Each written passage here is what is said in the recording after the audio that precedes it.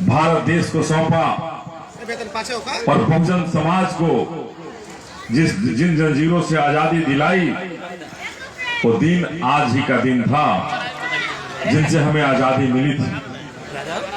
आजादी मिली थी हमें कुर्सी पर बैठने के लिए, आजादी मिली हम सबों को स्कूल में जाने के लिए, आजादी मिली हमें मंदिरों में जाने के लिए भी आजादी आज ही मिली थी। आज ही आजादी मिली जिसकी बदौलत आपका बेटा, आपका भाई आपके सामने भाषण दे पा रहा। ये आज ही का दिन था। वो बाबा साहब का ही वो संविधान था जिसके बदौलत पर करोड़ों लोग, भारत में करोड़ों लोग नौकरी कर पा रहे हैं बहुजन समाज के। तो आज ही का दिन था जिनसे बाबा साहब ने आजादी दिलाई थी। हम पहले शूद्र होते थे, कहीं भी हमारा कोई अधिकार नहीं था भारत के अंदर। लगभग 3000 सालों से हमें जंजीरों में एक तरह से जंजीर बांध कर रखा गया था। इसी भारत में हमें कहीं किसी काम के लिए नहीं आगे बढ़ने दिया जाता था। ऐसा था हमारा भारत। और उन जंजीरों से आजादी दिलाई तो बाबा साहब ने हमें आजादी दिलाई। इन माताओं और बहनों को आपको समझना होगा और आप अभिभावकों को भी समझना होगा। और आज जिस संविधान से हमें आजादी मिली है, जिस संविधान से हमारे बहुजन समाज को आजादी मिली है, ये मोदी की सरकार में बैठे लोग कह रहे हैं कि संविधान को हम बदल देंगे। ये सरकार में जो बैठे लोग हैं ये कह रहे हैं कि इस बार मौका मिलेगा तो हम इस संविधान को बदल देंगे। हम अपने नरहर गांव के माताओं बहनों से पूछना चाहते हैं। हम माताओं बहनों से पूछे आइल बने, अपना चाचा से पूछे आइल बने, बाबा से पूछे आइल बने और भाइयों सबसे पूछे आइल बने कि क्या हमने के संविधान बदले देव जा है? लेकिन वो लोग तो कह रहे हैं कि बदल देंगे, सरकार में आएंगे तो सरकार में आएंगे तो बदल देंगे। तो बाबा साहब ने हमें एक वोट डालने का अधिकार दिया है एक वोट डालने का है? तो अगर वोट डालने का अधिकार दिया है तो इस बार वोट से ये संविधान बदलने वाले की सरकार को बदल दीजिए और ला दीजिए अपने बहना की सरकार को, ला दीजिए अपने बहना की सरकार को। तभी हमारा संविधान बचेगा और तभी हम सबों का मान और सम्मान बचेगा। तो मैं कहने आया हूं आपसे, आपका आह्वान करने आया हूं कि इस बार लड़ाई यार और पार की करनी होगी। जब संविधान को लागू हुए 73 साल गुजर गए, कोई कहता है संविधान बदल देंगे और कोई अगर हम ब्लॉक में चले जाते हैं किसी काम के लिए तो वहां बिना घूस के कोई काम नहीं होगा। हो जाएगा रामगढ़ ब्लॉक में बिना घूस के काम है? वृद्धा पेंशन, विधवा पेंशन लेने जाएंगे जब घूस देने के पड़ेला के मिल जाला। इसे राशन किरासन लेने जाइएगा वहां भी घूस देने की जरूरत है। हम झोपड़ियों में रहने वालों को अगर बीपीएल में नाम लिखाना है कि हमें बीपीएल की सुविधा मिले तो वहां भी घूस देने की जरूरत है। ऐसी नीतीश कुमार की भ्रष्ट सरकार है, ऐसी निकम्मी सरकार है जहां बिना घूस दिए कोई काम नहीं हो पाता है। ये नीतीश कुमार का देन है, ये कांग्रेस वालों का देन है जिन्होंने ऐसा भ्रष्ट सरकार और ऐसा भ्रष्ट तंत्र बनाया है कि हमें बिना घूस कोई काम नहीं होता है।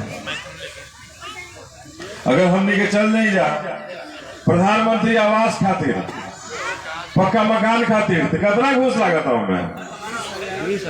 देखिए लागत यहाँ नरहर में घूस नहीं लागत है चाचा, लागत तो कितना देने के पड़ा था।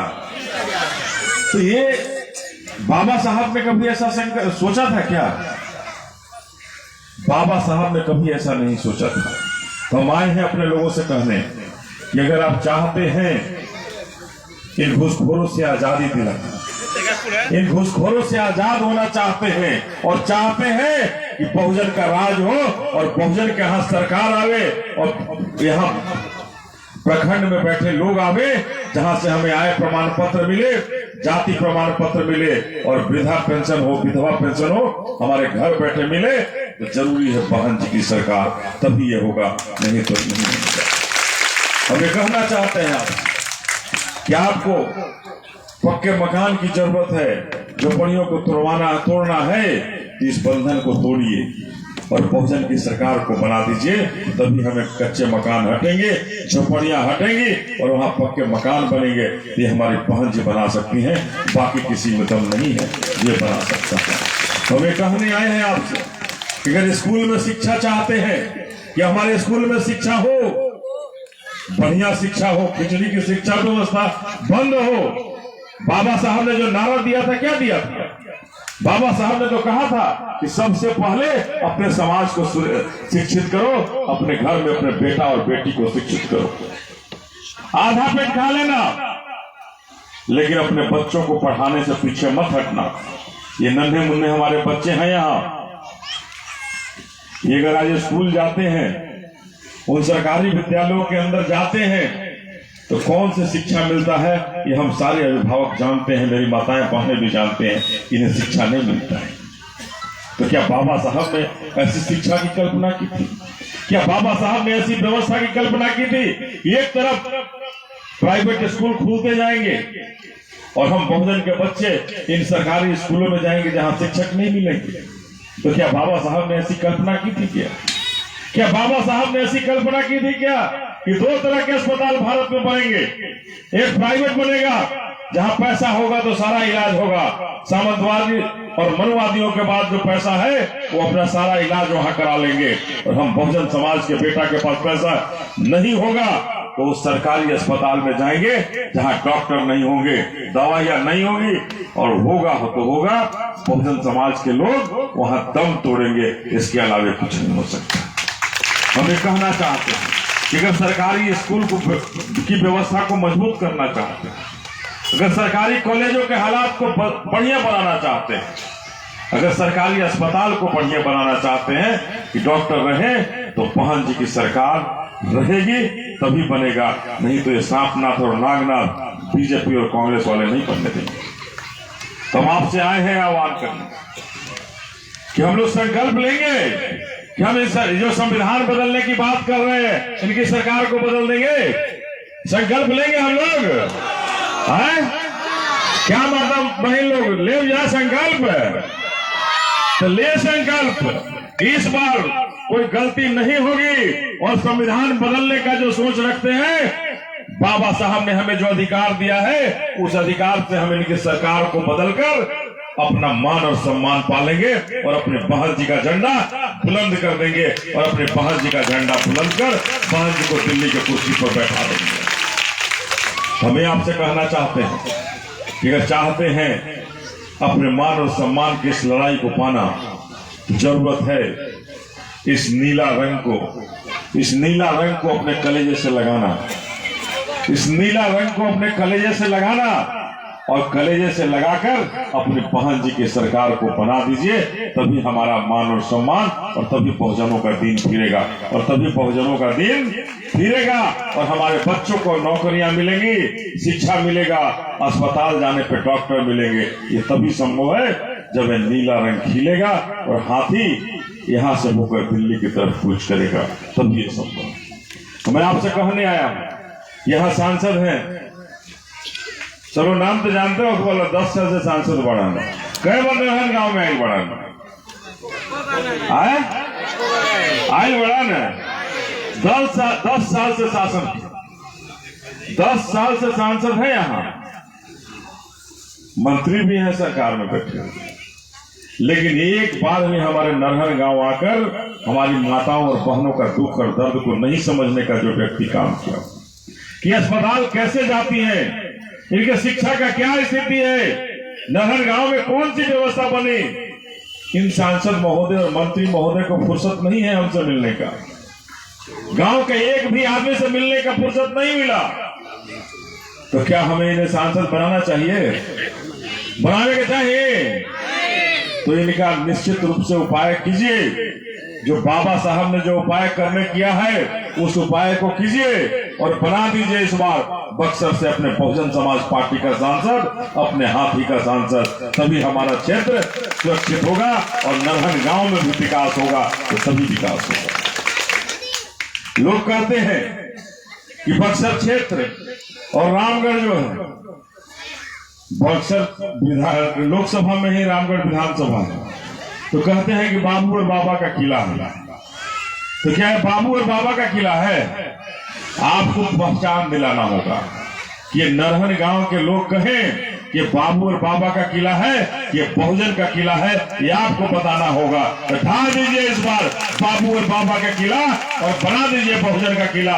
ये हमारे बहुजन का किला है, ये हमारे बहुजन का गढ़ है और यहाँ केवल हाथी चलेगी, दूसरे की जमानत जब्त होनी चाहिए। इसको निश्चित कीजिए कि दूसरे की जमानत जब्त हो और केवल हाथी चले, हाथी बढ़े और बक्सर से होते हुए उत्तर प्रदेश के रास्ते दिल्ली की गद्दी पर बैठा दीजिए अपनी बहना को, तभी हम सबों का मान और सम्मान बचेगा।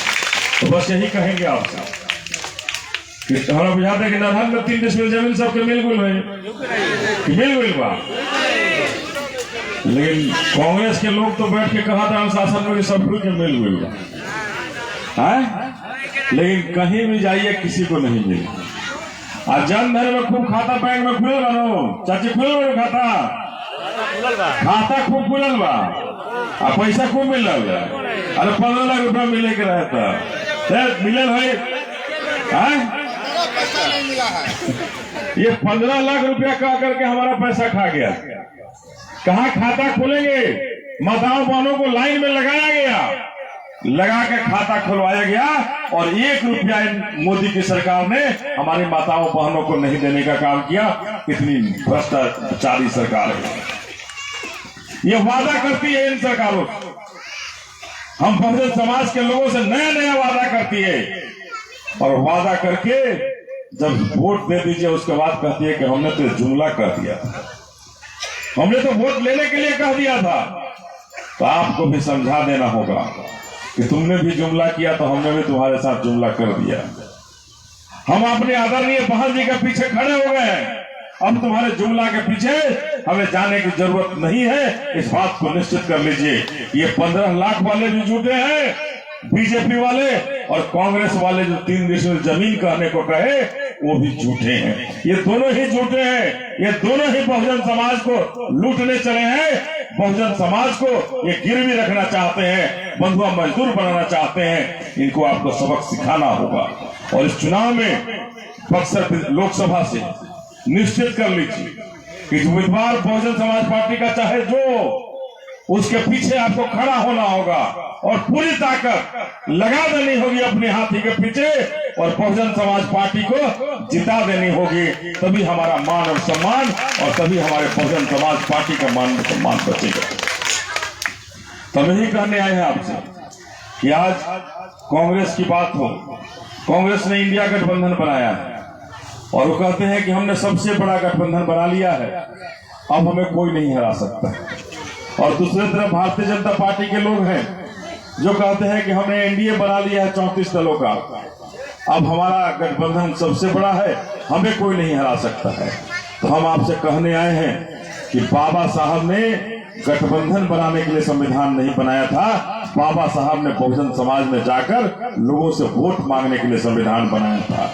तो हम अपने बहुजन समाज से कहना चाहते हैं कि आप अपनी बहन जी के लिए निश्चित कीजिए कि इन सांपनाथ और नागनाथ, कांग्रेस अगर सांपनाथ है तो भारतीय जनता पार्टी नागनाथ है। दोनों ने ही हम बहुजन समाज को ठगने का काम किया है, दोनों ने ही बहुजन समाज को लूटने का काम किया है। इन लुटेरों को, इन ठगेरों को कुचल दीजिए अपने हाथी के फन से, अपने हाथी से इनके फनों को कुचल दीजिए और कुचल दीजिए सांपनाथ और नागनाथ के फनों को और बना दीजिए बहुजन का सरकार, बना लीजिए बहुजन का सरकार। तभी हम बहुजन के लोगों का मान और सम्मान वापिस आएगा। आज हमारी बहन जी ने सदन छोड़ दिया, सदन के अंदर बहन जी नहीं है, अब राज्यसभा में थी, उन्होंने सदन छोड़ा। किसके लिए सदन छोड़ा था? क्या कष्ट हुआ था जिसके लिए सदन उन्हें छोड़नी पड़ी थी? तो बहन जी ने सदन छोड़ा था हाथरस के कांड पर जहां दलितों पर अत्याचार हुआ, उसे न्याय नहीं मिल रहा था, वहां पहन जी ने सदन छोड़ने का काम किया। ये ऐसे सदन में मैं नहीं रह सकती हूँ जिस सदन में हम आवाज उठाना चाहते हैं, न्याय दिलाना चाहते हैं अगर अपने समाज के लोगों को, तो हमारी आवाज को दबाने की कोशिश हो रही है और नरेंद्र मोदी की सरकार हमें सदन के अंदर बोलने नहीं दे रही है। उन्होंने उसी समय उस सदन को लात मार बाहर निकलने का काम किया कि मैं ऐसे सदन में नहीं रहूंगी। हम सबों को क्या फर्ज होता है? हम सबों का फर्ज बनता है ना कि अगर हमारी मान और सम्मान की खातिर हमारी बहना सदन छोड़ने का काम की थी, तो हम फिर से उसे सदन भेजकर उसे उस बड़े कुर्सी पर बैठा दें जहां से हमारे लिए न्याय करे, बहुजन समाज के लिए न्याय करे, दलितों के लिए न्याय करें, पिछड़ों के लिए न्याय करें। हमारा फर्ज बनता है कि नहीं बनता? तो बनता है तो लगाइए ताकत, और ताकत लगाकर अपनी बहना को बना दीजिए प्रधानमंत्री, तभी हमारा बहुजन समाज सफल हो सकता है और तभी हमारे बाबा साहब का वो सपना पूरा हो सकता है और तभी हमारे माननीय काशीराम साहब का वो मिशन पूरा हो सकता है। बाबा साहब का सपना ये कांग्रेस और बीजेपी वाले कभी नहीं पूरा कर सकते हैं और माननीय काशीराम साहब का मिशन भी ये नहीं पूरा कर सकते। तो हम आपसे गुहार लेकर आए हैं, इस बार किसी तरह की गलती नहीं हो और अपने बहुजन समाज के मान और सम्मान के लिए, अपने बच्चों के रोजगार के लिए ये भारतीय जनता पार्टी की सरकार देश का कोना कोना बेच रही है। रेलवे बिका, एयरपोर्ट बिक रहा है, रेलवे स्टेशन बिक रहा है, इंडियन ऑयल जैसी कंपनियां बिक रही हैं, ओएनजीसी बिक गया, तमाम कंपनियां देश की बिक रही हैं, कोना कोना अडानी अंबानी के नाम बेचा जा रहा है। तो हम आपसे कहना चाहते हैं कि जब सारी संपत्ति बिक जाएगी तो हमारे बच्चों का भविष्य का क्या होगा? कहाँ इन्हें नौकरी मिलेगी? सेना की नौकरी में अग्निवीर भर्ती होने लगे, अब सेना के जवान की भर्ती नहीं हो रही। हमारी माताएं बहनें अगर रसोईया का कोई काम करता है, अगर कोई आशा दीदी का काम करता है, तो किसी को 500 रुपया मिलता है, किसी को 1600 रुपया मिलता है। आंगनबाड़ी का काम होता है, ये कौन सा 500 से कैसे हम परिवार अपना चला रहे हैं? तो हम आपको निश्चित करना चाहते हैं कि बहन जी की सरकार बनेगी तो कम से कम 10,000 रुपया तनख्वाह जरूर आंगनबाड़ी में भी होगा और रसोईया दीदी को भी मिलेगा, आशा दीदी को भी मिलेगा। ये बहन जी की सरकार बनेगी। बहन जी की सरकार बनेगी तो 3 डिसमिल जमीन देने वालों को थपेड़ा लगेगा। जब बहन जी की सरकार उत्तर प्रदेश में बनी तो बिना बोले 3-3 एकड़ जमीन गरीबों को देने का काम किया था कि गरीबों को 3-3 एकड़ जमीन देकर उनका घर बसाने का काम किया था। तो इन सरकारों को बता, बहन जी बोलती नहीं है, करने में विश्वास रखती है और करके दिखाती है। ये बहुजन समाज के लोग, तुम आगे बढ़ो, हम तुम्हारे साथ हैं, हम तुम्हारे पीछे हैं, कभी तुम्हारे पर अन्याय नहीं करेंगे। बहन जी ने ये कहा। तो हम सबों का फर्ज बनता है, तमाम माताओं और बहनों का फर्ज होना चाहिए, हमारे अभिभावकों का फर्ज होना चाहिए, हमारे भाइयों का फर्ज होना चाहिए कि 2024 न मोदी चले, न कांग्रेस चले, न मोदी चले, न राहुल गांधी चले, चले तो चले हमारी बहन मायावती चले, हमारी दीदी मायावती चले। इस बात को निश्चित कर लिया। यही कह करके कि हम दरभंगा में भी शिव चर्चा होता ना गांव में, खूब शिव चर्चा होता। तो शिव चर्चा हमने के लड़कों के स्कूल भेजे खातिर दिल रहा, शिव भगवान आई रहा न, ये हमने के पक्का मकान जो मिला शिव चर्चा करे से मिल गया। हाँ, ये हमने के लड़का के नौकरी मिल गया शिव चर्चा से। समझे के जरूरत बा कि शिव चर्चा करे के जरूरत बा कि भीम चर्चा करे के जरूरत बा। अगर भीम चर्चा अगर करेंगे तो हमारे परिवार की उन्नति होगी और हमारे जो नन्हे मुन्ने बच्चे हैं ये बाबा भीम के बारे में जानेंगे और संविधान के बारे में जानेंगे, अपने हक की लड़ाई लड़ सकते हैं। शिव चर्चा से कभी वो लड़ाई नहीं लड़ सकते हैं। ये सामंतवादी और मनवादियों के पीछे घूमते रह जाएंगे। आपको बनाना है अगर मनवादियों और सामंतवादियों के पीछे घूमने वाला तो निश्चित रूप से बनाइए, लेकिन अगर बाबा भीम का फौलाद बनाना चाहते हैं तो शुरू कीजिए। भीम चर्चा और शुरू कीजिए गांव गांव में, घरों घरों के अंदर भीम चर्चा। तभी हमारा बाबा भीम का सपना पूरा होगा और तभी हमारा माननीय काशी राम साहब का मिशन पूरा होगा। हम यही कहकर के आप सबों से विदा लेंगे। तो क्या हम सभी निश्चित है ना, इस बार कोई गलती नहीं होगी, इस बार हम लोग पूरा बहुजन समाज पार्टी की सरकार बनाएंगे। तो वोट हमारा, राज तुम्हारा, वोट हमारा, राज तुम्हारा, वोट हमारा, राज तुम्हारा। बाबा साहब अमर रहे, बाबा साहब अमर रहे, बाबा साहब अमर रहे, माननीय काशीराम साहब अमर रहे, माननीय काशीराम साहब अमर रहे। बहन मायावती जिंदाबाद, बहन मायावती जिंदाबाद। धन्यवाद। जय भीम। आप सब जिंदाबाद।